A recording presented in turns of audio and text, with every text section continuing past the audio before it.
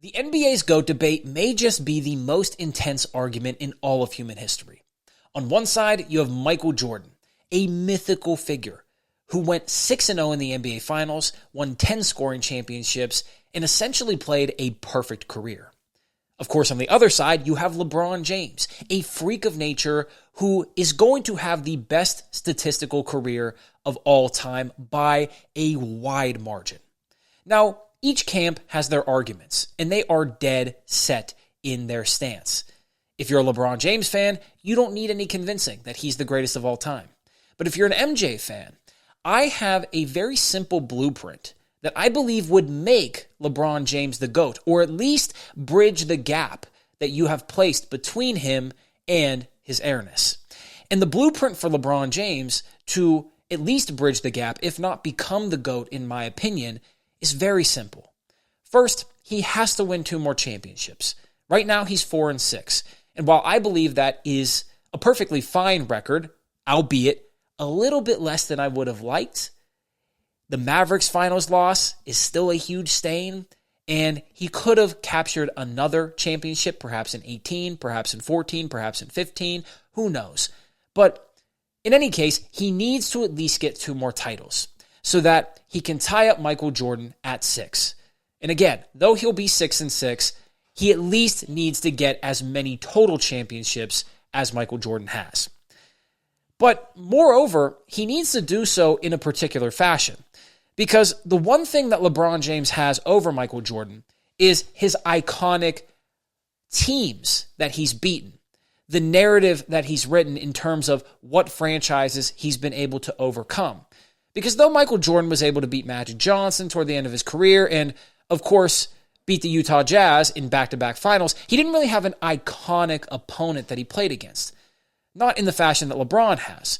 LeBron went against the San Antonio Spurs 3 times. He went against the Golden State Warriors, an absolute dynasty. 2 dynasties, in fact. Remember the Spurs, big-time dynasty. He played some of the best players to ever grace the hardwood. Yes, Charles Barkley, all-time legend. Karl Malone, all-time legend. But Tim Duncan, Steph Curry, Kevin Durant, these are different levels of talents. Now, in order for LeBron to become the GOAT, I believe he needs to beat 2 franchises in particular. First, he needs to beat the Boston Celtics. Now that he's on the Lakers, he has to beat the Boston Celtics because, of course, historically, you have to beat the Celtics. If you're a Lakers player, you have to beat the Celtics. Magic had to beat the Celtics. Kobe Bryant had to beat the Celtics. Even though he had 4 rings going in to the 2010 finals, he had to capture that 5th one against Boston because if not, his legacy would not have been the same. That 5th title completely changed things for how Kobe Bryant was seen. So LeBron has to do the same. He has to beat the Celtics, and he has to do so because not only would it give him a title over Boston, something that would make him an absolute legend in Lakers lore, but it would really make him the most dominant player against Boston all time. Perhaps he already is, but it would certainly cement that with how well he's played against them throughout his 22-year career. He has to beat the Celtics in order to put himself in the GOAT conversation, or at least bridge that gap between him and Michael Jordan. But secondly, he has to beat another team, and that team would be the Cleveland Cavaliers. Yes, he has to beat the Cavaliers because then we could say that LeBron James was able to beat the team that he resurrected, that he made relevant. He was able to not only go back home and win a title against the 73-9 Warriors, coming back down from 3-1, but he was able to then beat that same team after they rebuilt the franchise once he left. If he can beat the Cavaliers and the Celtics and go to 6-6 in the finals while accumulating all of the stats and really building up this ridiculous resume in terms of numbers, I believe he will have then bridged the gap, or at least even gotten over Michael Jordan.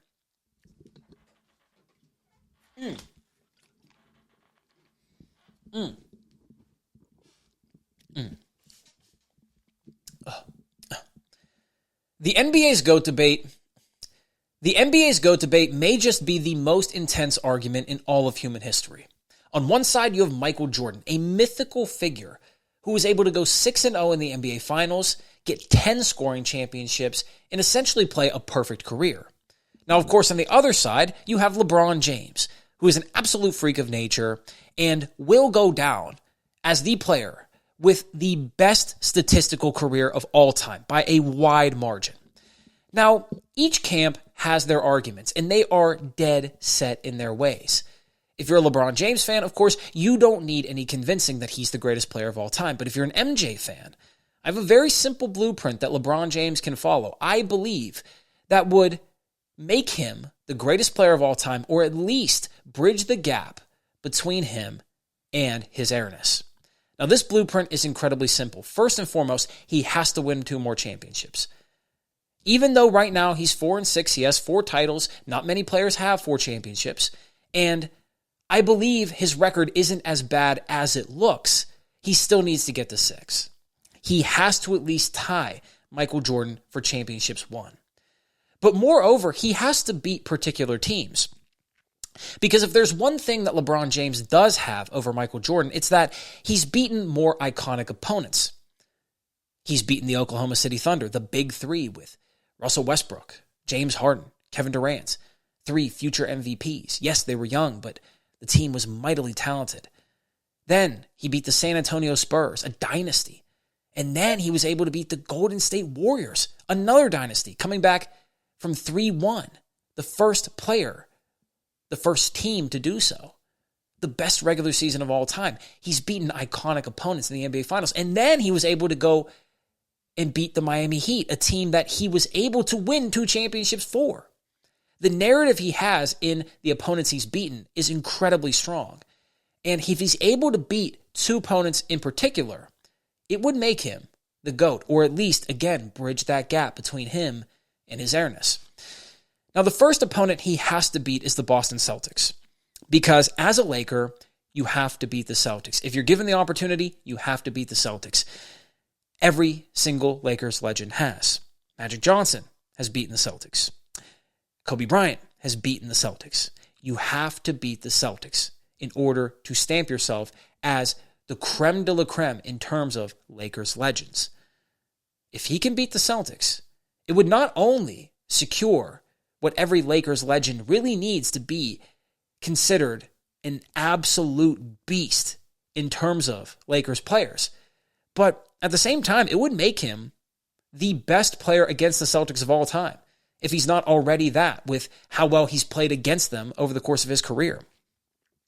That would give him ring number 5, and it would be an iconic one at that, very similar to Kobe Bryant's in 2010. Because as you and I both know, that ring changed everything. It secured his legacy. Yes, number 4 was important, the first one without Shaq, but the 5th one made him an absolute demigod on earth. But even if he were to beat the Celtics, he has to beat one more team, and that team would be the Cleveland Cavaliers.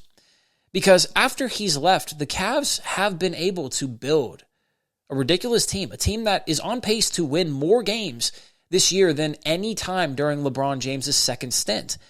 The team is really talented, deeper than perhaps his teams were during that 4-year run. They're really, really good. And if he wants to seal his legacy, he would first beat the Celtics and then go and beat the team that he put on the map, left, won a title for in dramatic historical fashion, and then he would go and beat them after they were able to resurrect their franchise from his absence. If he can do these 2 things, tie Michael Jordan in terms of total championships, and then beat these 2 teams along the way, he would at least bridge the gap between him and Michael Jordan. If not, surpass him entirely. But of course, there's a bonus we can discuss, and that's if he were to win a 7th title. Now, this is asking a lot for someone who's 40 years old, 22 years into his career, and dealing with a groin injury at the time of this recording. A groin injury that perhaps could be something that begins a process of overall derailment in terms of his health and stamina. But if he were to win 7 championships, then, well, at that point you'd have to consider him the GOAT, even with the 6 losses, because he would have so many stats, so many records, such a dominant playoff career in terms of counting stats and overall victories, along with 7 titles, that there really wouldn't be a debate. Yes, he wouldn't be perfect, but are you? Am I? Of course we're not. And that's the thing that would make him even better, is that he would be able to overcome his imperfections, overcome the flaws in his game, overcome the flaws in his narrative, and still find a way to climb to the summit, to become the best player of all time. Now, a second bonus on top of this would be if he were to leave the Lakers and go to another franchise, perhaps the Knicks. Because if he were to win 2 titles, first versus the Celtics, then versus the Cavaliers, or in reverse order, and then leave Los Angeles and win a 7th title, one that would allow him to eclipse Michael Jordan, and then do so in the Knicks' home stadium, in the Garden, that would definitely make him the GOAT. Because then he would have a title with the Heat, the Cavs, the Lakers, and the Knicks. He's already the first person to win Finals MVP and a championship with 3 franchises. What if he were to do it with 4? And 2 of them being the most iconic ever. Also, 3 of the franchises in which he won titles with being franchises coached by Pat Riley. Interesting food for thought. But with that, I say, do you agree with my analysis here? Do you believe that LeBron could become the GOAT if he were to do these things? And how likely do you think it is that he could actually pull this off? Let me know in the comments. With that, I say, have a blessed evening or day, depending on what time it is for you. This is the New Da Vinci. I'll see you in the next one.